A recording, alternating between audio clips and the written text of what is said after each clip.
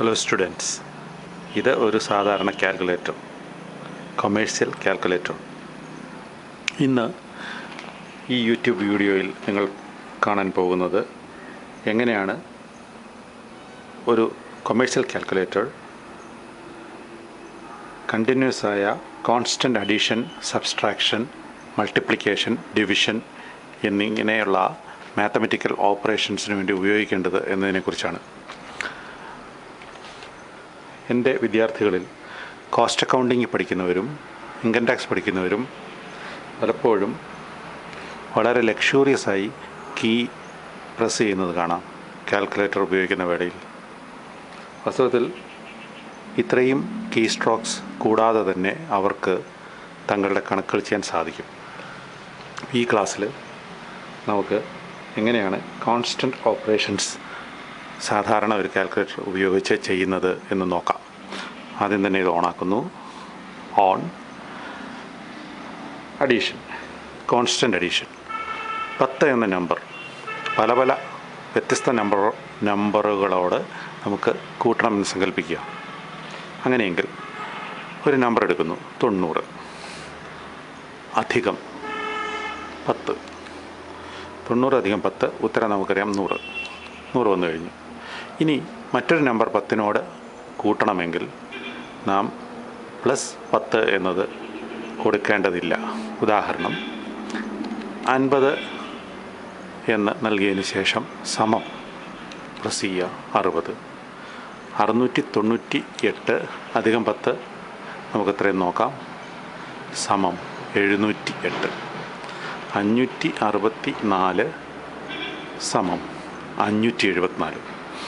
അങ്ങനെ 10 എന്ന സംഖ്യ അല്ലെങ്കിൽ ഏതെങ്കിലും ഒരു സംഖ്യ വീണ്ടും വീണ്ടും കൂട്ടണമെന്നുണ്ടെങ്കിൽ അവ പ്ലസ് സൈനിന് ശേഷം നൽകുക. പിന്നീട് പുതിയ നമ്പറും സമം കീയും കൂടി ഉപയോഗിച്ചുകൊണ്ട് റിസൾട്ട് സ്ക്രീനിൽ തെളിയുന്നതാണ്. അടുത്തത് ഡിഡക്ഷൻ ക്ലിയർ ചെയ്യുന്നു. ഡിഡക്ഷനായിട്ട് നമുക്ക് കോൺസ്റ്റൻ്റ് ഡിഡക്ഷന് വേണ്ടി നമുക്ക് 5 സെലക്ട് ചെയ്യാം. 100 മൈനസ് 5, ഉത്തരം 95 നമുക്ക് നോക്കാം. 95 തന്നെ. ഇനി ഏത് സംഖ്യയും കൊടുത്താൽ സമം പ്രസ് ചെയ്താൽ ആ സംഖ്യയിൽ നിന്ന് 5 കുറച്ച് കിട്ടും. 56 സമം 51 കിട്ടുന്നു.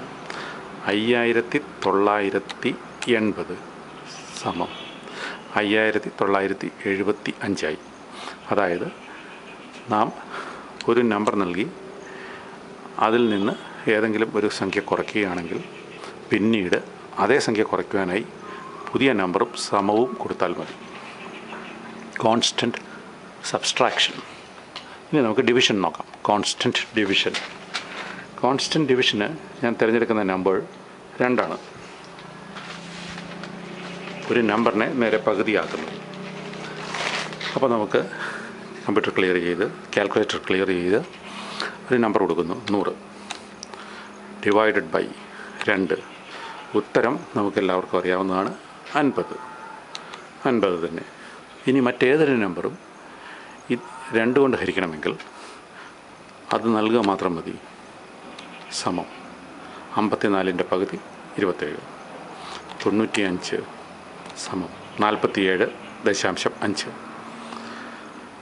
64 സമം 32. 5864 സമം 2932. 2 എന്ന സംഖ്യ വെച്ചുള്ള കോൺസ്റ്റൻ്റ് ഡിവിഷൻ നടന്നുകൊണ്ടേയിരിക്കുന്നു. ഇനി വ്യത്യസ്തമായ സംഖ്യ മൾട്ടിപ്ലിക്കേഷന് വേണ്ടി മാത്രമുള്ളതാണ്. മൾട്ടിപ്ലിക്കേഷൻ, കോൺസ്റ്റൻ്റ് മൾട്ടിപ്ലിക്കേഷന് മൾട്ടിപ്ലയർ ആദ്യം നൽകണം, മൾട്ടിപ്ലിക്കൻ്റ് രണ്ടാമതും. ഉദാഹരണം 100 എന്ന സംഖ്യയെ വ്യത്യസ്തങ്ങളായ പല നമ്പറുകൾ കൊണ്ടും നമുക്ക് മൾട്ടിപ്ലൈ ചെയ്യണമെങ്കിൽ, ഗുണിക്കണമെങ്കിൽ ആദ്യം 100 നൽകുക. 100 ഇൻറ്റു 5, ഉത്തരം 500 വന്നു കഴിഞ്ഞു. ഇനി 800 കിട്ടേണ്ടതാണ്. 800 74 7400 ആൻസർ കിട്ടേണ്ടതാണ്. സമം നിൽക്കും 7400. 9843 സമം 9,84,300. കോൺസ്റ്റൻറ്റ് മൾട്ടിപ്ലിക്കേഷന് മൾട്ടിപ്ലയർ, അതായത് ഏത് സംഖ്യയാണോ നിരന്തരം നാം മൾട്ടിപ്ലൈ ചെയ്യാൻ ആഗ്രഹിക്കുന്നത് ആ സംഖ്യ ആദ്യമേ നൽകുക.